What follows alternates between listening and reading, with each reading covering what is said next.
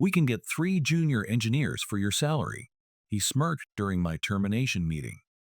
Nothing personal, just cost cutting. My name is Victor Hale, 55 years old, lead systems engineer at Veltria Housing for 18 years. I'd built their entire infrastructure from scratch, architected every expansion, and kept everything running so smoothly that the executives forgot how much the company depended on me, until they decided they couldn't afford me anymore. I sat across from Graham Vickers, the new chief technology officer who'd been with the company for all of 6 months. He was 42, wore designer glasses, and had an MBA from Cornell. He'd been brought in to modernize operations, which apparently meant cutting the most experienced staff first. "The severance package is generous," said Diane from Human Resources, sliding a folder across the table. "2 months' salary plus your accrued vacation time." I nodded, took the folder, and said, "Thank you. Is that all you have to say?" Graham looked almost disappointed. Maybe he'd expected me to argue or threaten legal action, give him something to tell the board about how difficult I was being. "What would you like me to say? Most people in your position have questions, concerns." I shrugged. "Seems pretty straightforward to me." Graham exchanged glances with Diane, who looked equally perplexed by my calm. What they didn't understand was that I wasn't calm. I was just done. "There's a difference." "Well, we'd appreciate your help with the transition," Graham continued. "The new engineering team will need some guidance on the system architecture, perhaps a consulting arrangement for a few weeks." "I'll think about it," I said, knowing I wouldn't. We shook hands. I cleared out my desk without complaint. 18 years of work fit into a single cardboard box.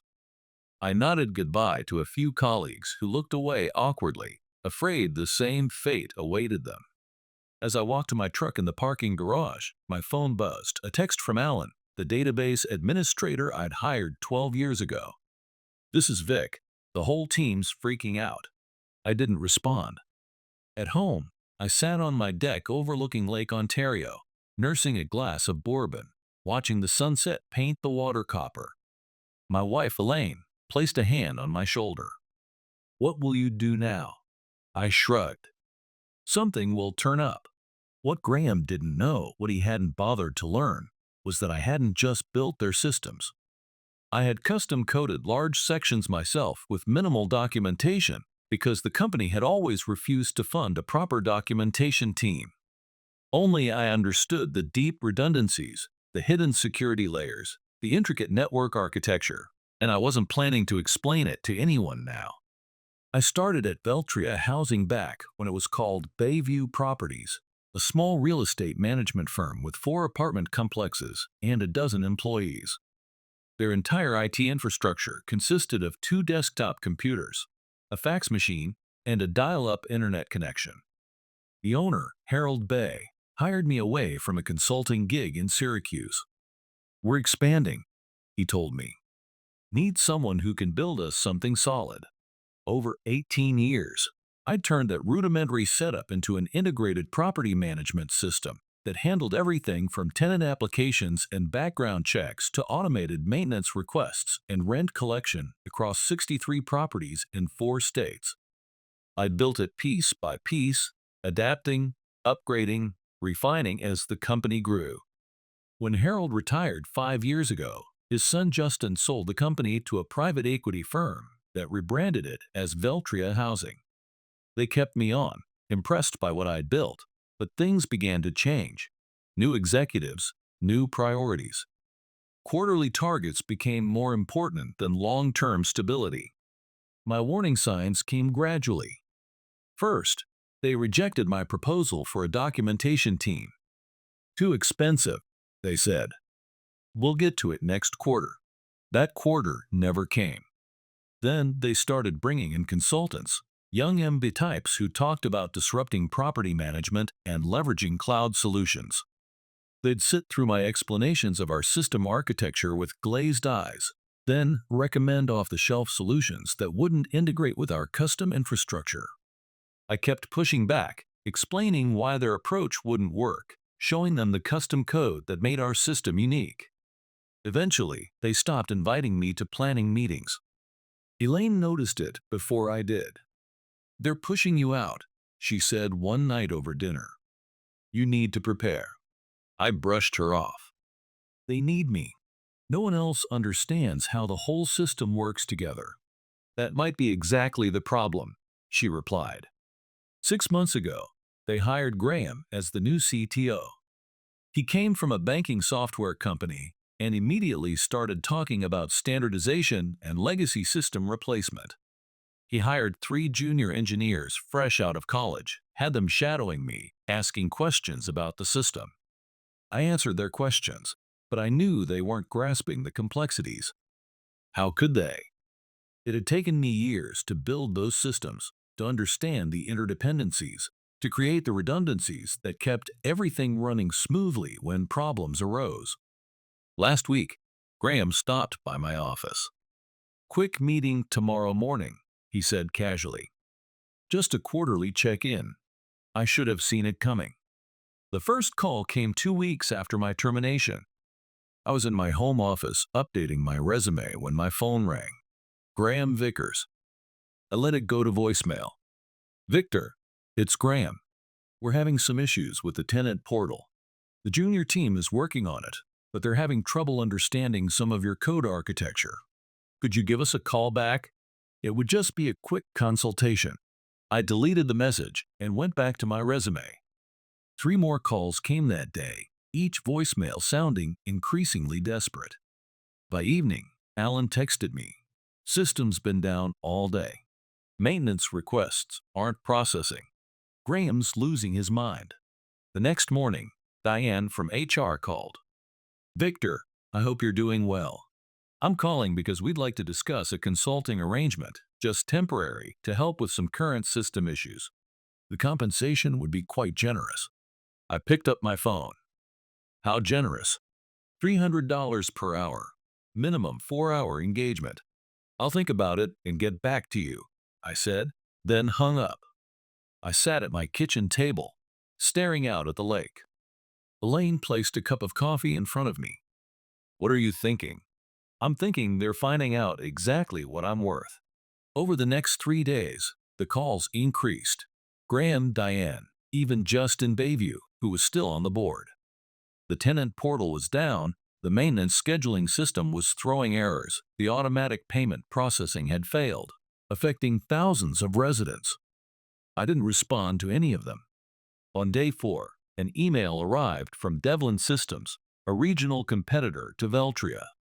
They managed fewer properties, but had been expanding rapidly. The email was from their director of technology, Lawrence Devlin himself. "Victor, I heard about your situation at Veltria. We've always admired your work from afar.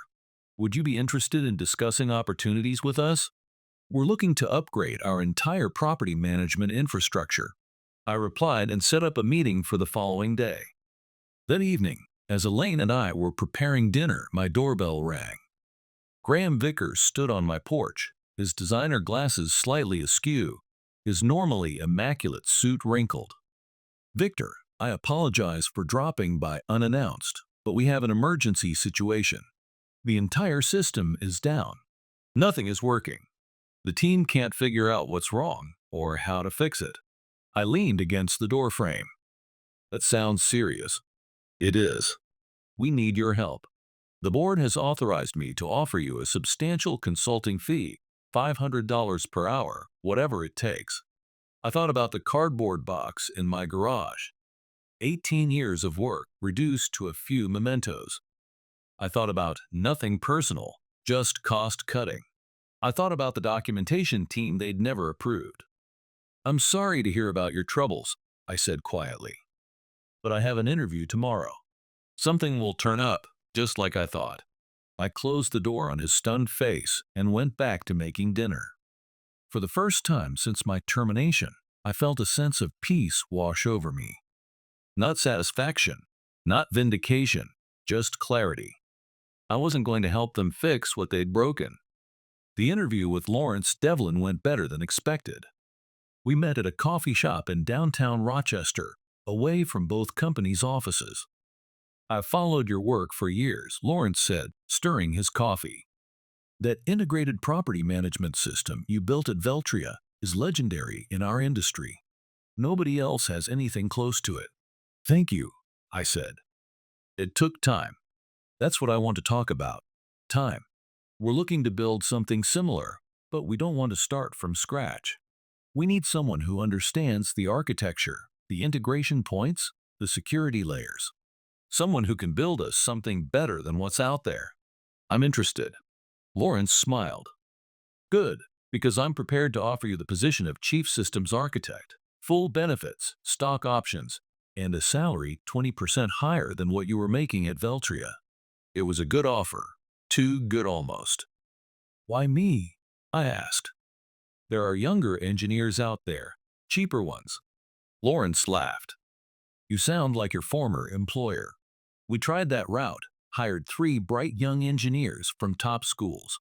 They built us something sleek and modern that crashes every time we get more than 100 simultaneous users. We don't need cheap, we need reliable. I accepted the offer the next day. Meanwhile, Veltria's problems were escalating. Alan kept me updated through occasional texts. The system had been partially restored, but critical functions were still failing. They'd brought in an expensive consulting firm that specialized in legacy system recovery. A week after I started at Devlin, Graham called again. Victor, please, this is getting serious. We've lost access to payment records for the past 3 months. Tenants are complaining about incorrect charges. The consulting team says they need your input on the database structure. I was tempted to ignore it, but something made me pick up. Graham, I'm employed elsewhere now.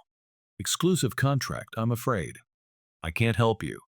We'll double whatever they're paying you for just 2 days of your time. It's not about the money. Then, what is it about? Revenge? Are you enjoying watching us struggle? I paused, considering my answer carefully. No, Graham, I'm not enjoying it. But you made a business decision.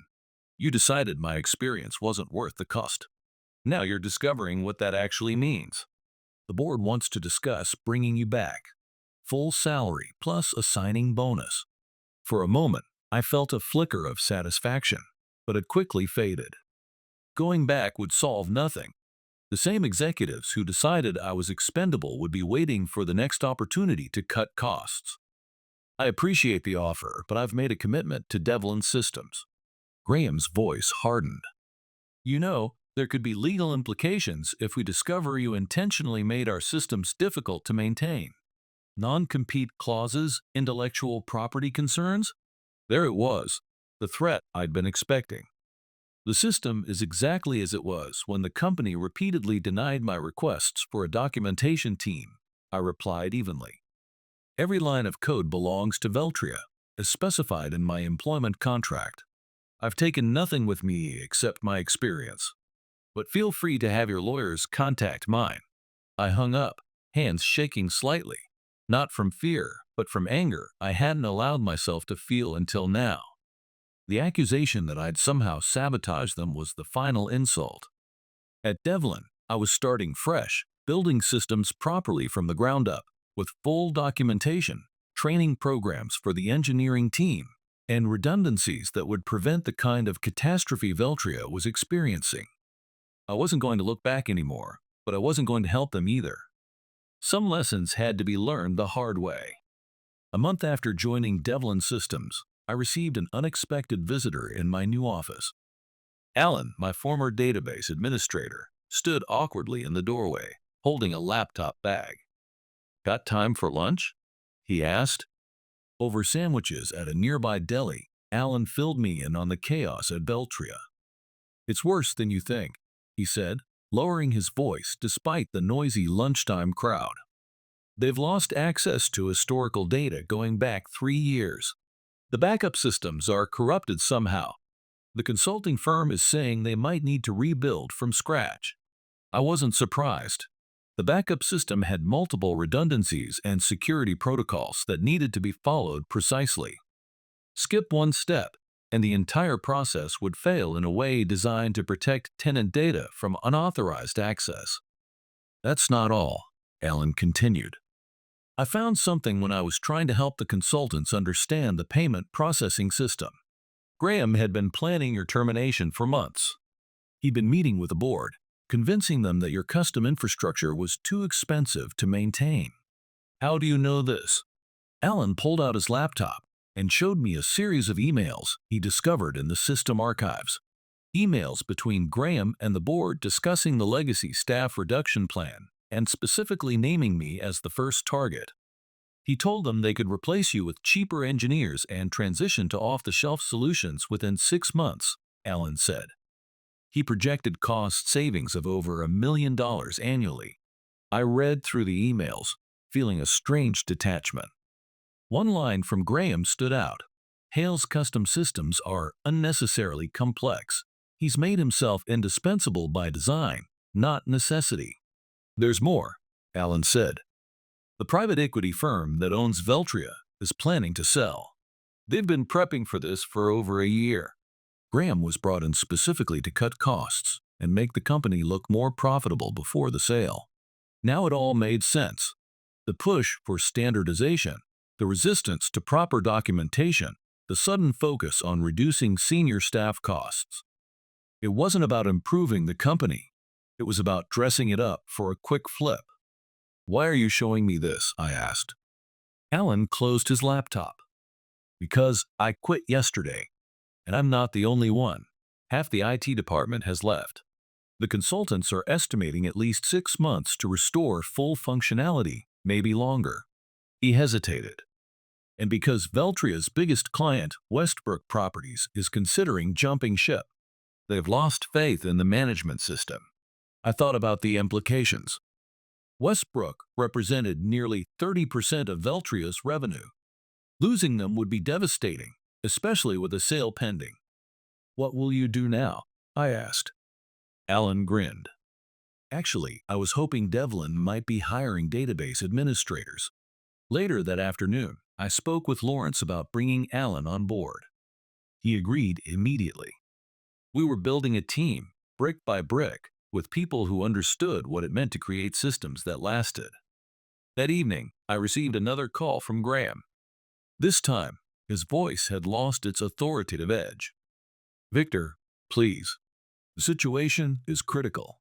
Westbrook is threatening to terminate their contract. The board is questioning my decisions. We need your help. I'm sorry, Graham, I can't help you. Name your price. Anything. It's not about price. It's about respect for experience, for the work that goes into building something right the first time. The line was silent for a moment. You knew this would happen, he said finally. You knew exactly what would break and when. No, Graham. I just knew what I had built and what it took to maintain it, information I tried to share many times. I ended the call, feeling neither triumph nor regret, just the quiet certainty that some lessons can only be learned through failure.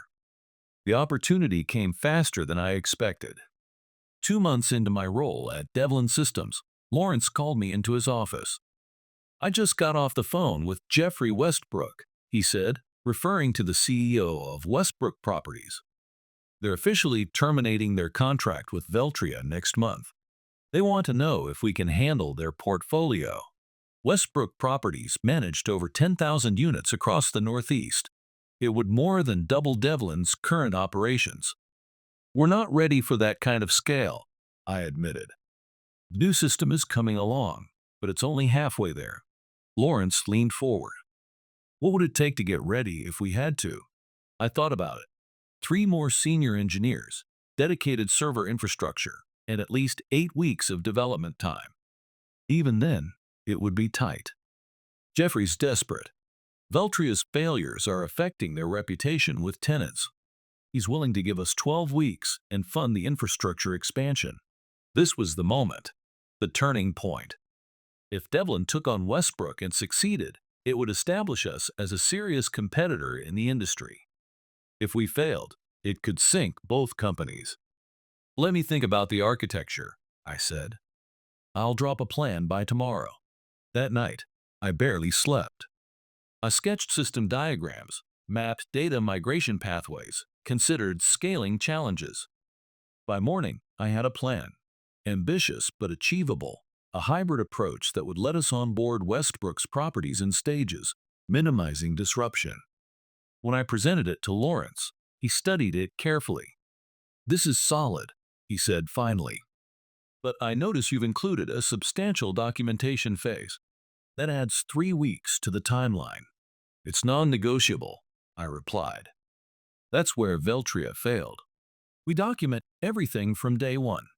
We train the team on every component. No single points of failure. Lawrence nodded. "I'll take your word for it. Let's move forward." The next weeks were intense.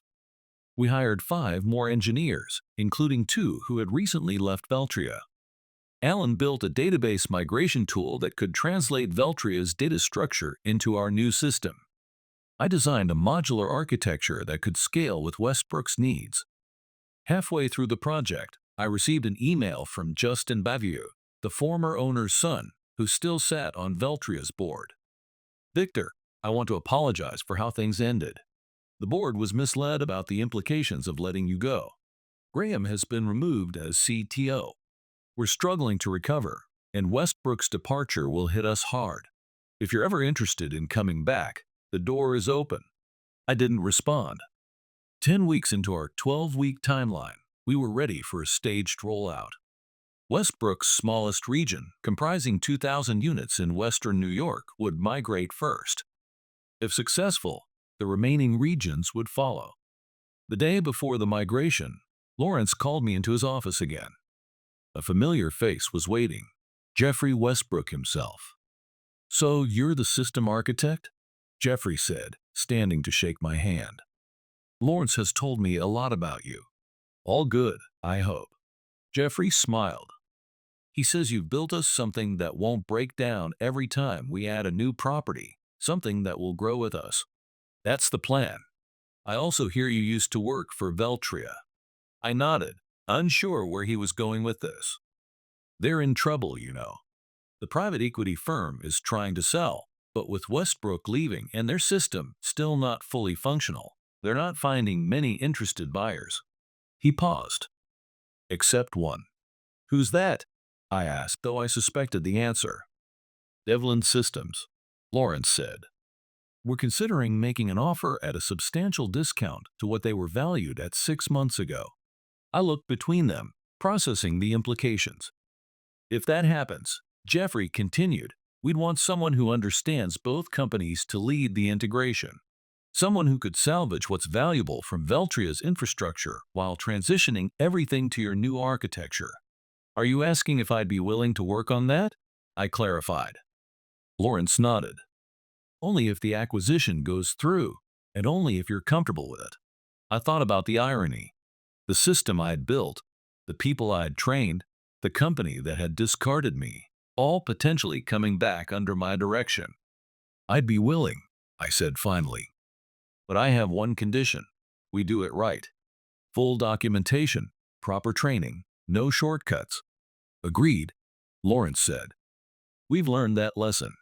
As I walked back to my office, I felt no vindication, no desire for revenge. Just the simple satisfaction of knowing that good work done right eventually speaks for itself. 6 months later, I stood in the lobby of what had once been Veltria Housing's headquarters. The sign now read Devlin Integrated Property Management. The acquisition had gone through for less than a quarter of what the company had been valued at before my departure. Lawrence and I walked through the office, greeting former Veltria employees who would be staying on through the transition. Some looked away awkwardly, others smiled with relief. A few, those who had worked closely with me over the years, nodded with quiet understanding. Graham was gone, along with most of the executive team that had approved my termination. Justin Bayview had stayed on as a consultant, helping ease the transition with legacy clients. When we reached the server room, my old domain, I paused. Through the glass, I could see the hardware I'd specified, the blinking lights of systems I'd designed. "Want to go in?" Lawrence asked. "No need," I replied. "We'll be migrating everything to the new infrastructure anyway." In the main conference room, the remaining Veltria staff had gathered for the announcement. Lawrence introduced me as the Chief Integration Officer who would be overseeing the technical transition. "Many of you already know Victor," he said.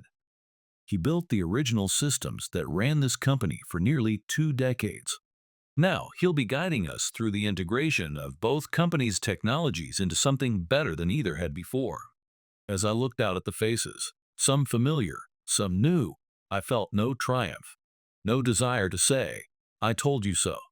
What would be the point? Instead, I spoke briefly about the transition plan, the timeline, the support that would be available to everyone during the process. I emphasized that no one would be left behind due to cost-cutting measures. The irony wasn't lost on anyone in the room. 1 year after the acquisition, Devlin Integrated Property Management had become the largest property management company in the Northeast. The migration was complete, with all properties now running on the new system I designed, fully documented, properly staffed, and functioning smoothly. On a crisp autumn morning, I drove to the office for a final meeting with Lawrence. The leaves along Lake Ontario had turned brilliant shades of red and gold, a fitting backdrop for the conclusion of this chapter. "The board approved your proposal," Lawrence said as soon as I sat down. "The Technical Education Division will launch next quarter. You'll have full autonomy to design the curriculum and hire instructors." This had been my condition for staying after the integration was complete. Not a higher title or more money, but the creation of a division dedicated to training the next generation of systems engineers and architects, teaching them not just how to code, but how to build things meant to last. "Thank you," I said. "That means a lot." "No, thank you," Lawrence replied. "What you've built here, it's remarkable. Not just the technology, but the culture around it, the documentation, the knowledge sharing, the emphasis on quality over quick fixes." Later that afternoon, I cleared out my integration office. Unlike my hasty exit from Veltria, this was a planned transition to my new role. As I packed my things, Justin Bayview knocked on the door. "Got a minute?" he asked. We walked to the small courtyard outside the building. "My father asked about you," he said. "He's retired in Florida now, but he still follows company news. He was glad to hear you were back, in a manner of speaking." "How is Harold?" I asked. "Good. Fishing a lot." Justin paused. "He always said letting you go would be the biggest mistake this company could make. Turns out, he was right." I nodded, unsure what to say.